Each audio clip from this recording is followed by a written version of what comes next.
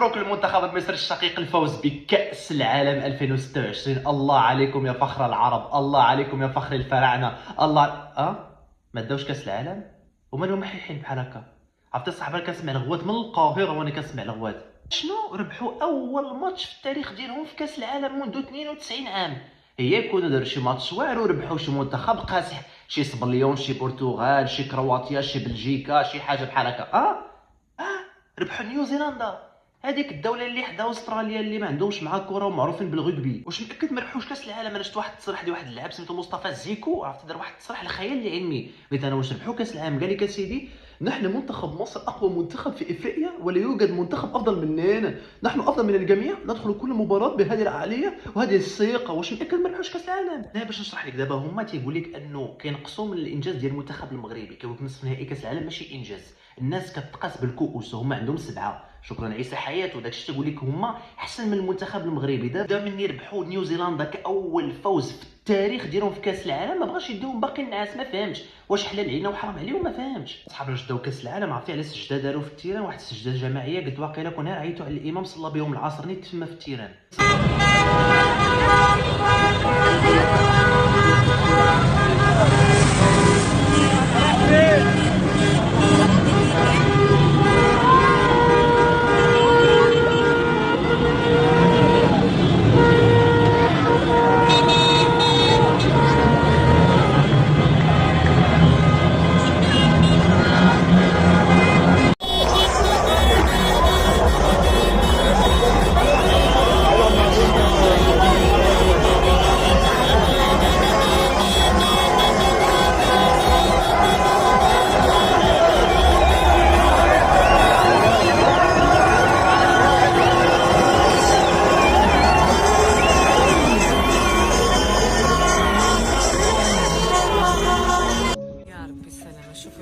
شوف الشو ويلي ويلي ويلي ويلي ويلي ويلي ويلي ويلي ويلي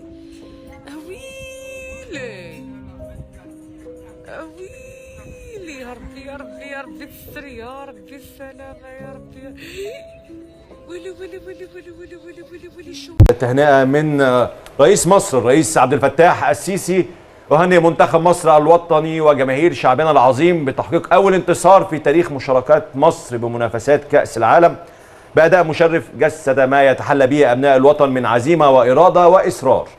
إن هذا الفوز المستحق يمثل بداية واعدة لمواصلة المشوار بثقة وطموح ورفع اسم مصر عاليا في المحافل الدولية. هذه هي رسالة الرئيس عبد الفتاح السيسي لمنتخبنا الوطني وجماهير مصر بتحقيق أول انتصار في تاريخ مشاركات مصر بمنافسات كأس العالم. تهنئة دايما غالية عزيزة، وتهنئة تمثل كل المصريين طبعا من الرئيس عبد الفتاح السيسي. والاخوان واش دفوا فينا ولا فيهم؟ واش ربحوا ماتش كيهنئهم بالفوز ولا حنا ولا كيجينا ساهله؟ ما فهمتش. فهموني نتوما خوتي، ما فهمتش. راهي مسكينه. ترى قلت لكم احتفال ديال الامه داروا، احتفال ديال الامه. السيسي ها هو كيهنئهم، سموه الفوز التاريخي. هاد نيوزيلندا الاخوان راه الرتبه 85 عالميا عباد الله. ما فهمتش. هما حنا فكون ضربنا البرازيل اش كنا غيديروا لينا؟ شنو كنا غنديروا للمنتخب حنا؟ والو والو. كنا غنريحوا نحسوا بها زوينه في هذيك اليومين الاولى ومن بعد عادي. واش هادو مرضوا؟ ترى هادو داو كاس العالم قسما بالله غيبقاو يشربوها لينا، يبقاو يقطروا لينا حنا، يبقاو هادو غادي من نعسوش صافي الكره بلا ما تبقاو تشوفوا فيها. انا نقول لكم اللي كاين، انا نقول لكم اللي كاين. شي هادو اللي مشاو تسالوا السيمي فينال والله ما خاصكم تبقاو تفرجوا في كره. هذا اللي تسالوا السيمي فينال حنا خاصنا ندو. هادو بوحدهم شي الروينه. نتوما هادو مالهم اخوتي؟ واش افهموني؟ واش انا اللي واقيلا وليت كنستهن ما فهمتش. راه مباراه مع نيوزيلندا عبد الله والسيسي فهمني. فهموني، انا ما قلت حتى شي كلمه العيب. فهموني. تحياتي لكم. منتخب مصر، احساسك ايه؟ وصف لي شعورك في اليوم ده. احساسي هو احساس الشعب المصري. انا منهم، اللي انا بحبهم، اللي هم اللي جم هنا واللي في مصر وسهرانين. الاستاد انا كاننا في مصر، الجماهير كاننا في مصر. وقلت اللعيبه احنا بنلعب في مصر. الاستاد مليان، استاد القاهره. انا بشكر كل جماهير الشعب المصريه، وبشكر كل الشعب المصري اللي قاعد بيتفرج، الغلابه اللي موجودين والطيبين والستات والولاد والرجاله واولادي ومراتي وكل الناس. يعني الحمد لله ان هم فرحوا الحمد لله. مين صاحب الفضل الاول في النجاح ده يا كابتن حسام؟ ربنا ثم خدنا بالاسباب، ثم الشعب المصري اللي بيثق فينا واللي هو عنده ايمان بفرقتنا وعنده ايمان بالجهاز الوطني. بشكر اللعيبه وبشكر الجهاز الوطني، الكباتن كلهم، الكابتن ابراهيم وكابتن طارق سليمان، كابتن عبد الواحد وسعفان ومراد محمد مراد، كل الناس وكل الجهاز الطبي، كل وليد بدري اللي هو وكابتن ابراهيم عاملين حاله. يعني كابتن ابراهيم عامل حاله من النظام، من الاحترام من اللاعبين والجهاز وكل حاجه. الف الف مبروك يا كابتن حسام.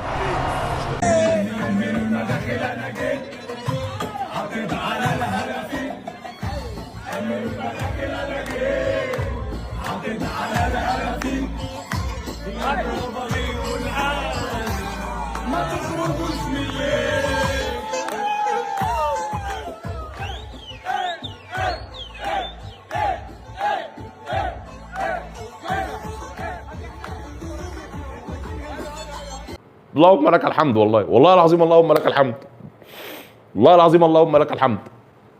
الحمد لله رب العالمين، الحمد لله رب العالمين. انا والله لا مجمع ولا اقسم بالله كميه الفرحه والسعاده والمشاعر الايجابيه والصوت الرايح، والله فوق ما تتخيلوا، اقسم بالله فوق، والله العظيم 3 فوق ما تتخيلوا، اقسم بالله فوق ما تتخيلوا. الواحد حاسس انه ماسك السما بايده. الواحد حاسس بكميه سعاده وكميه فرحه وكميه انبساط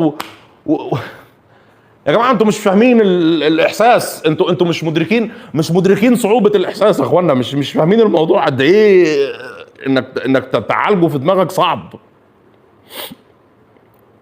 احنا في لحظه سبحان الله، في لحظه فقدنا الامل، في لحظه كل مشجعين مصر بعد ما المنتخب النيوزيلندي سجل الهدف الاول كلنا عاملين زي، عارف انت الملاكم اللي هو خد بنيه في وشه، اللي هو متطوح ومش فايق ومش رايق وسبحان الله يعني ربنا يبعت لك السكينه والهدوء والرزانه وراحه البال في انه بعت لك الماتش في موعد صلاه الفجر عشان يأذن عليك الفجر وتقوم تصلي، عشان يأذن عليك الفجر وتقوم تصلي، تقوم تصلي الفرض جماعه وتدعي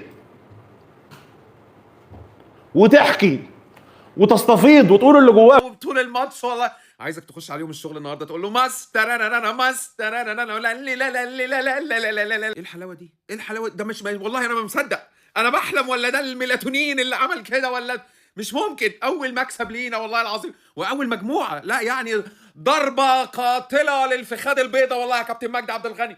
ارحمنا بقى يا كابتن مجدي. طبعا احنا نزلنا الشوط الاول انا ما اعرفش كملنا، والله ما اعرف مالنا ايه اللي جرالنا، في تايهين ومش عارفين، ومش دول اللي كانوا بيلعبوا في بلجيكا فعلا.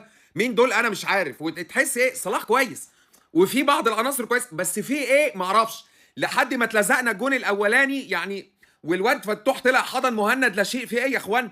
انتوا مين يا جدعان؟ وبعدين ارتبكنا بقى، حاله ارتباك بقى وبلالين، بنلعب كور عاليه والعيال طوال 190 سم و196 سم.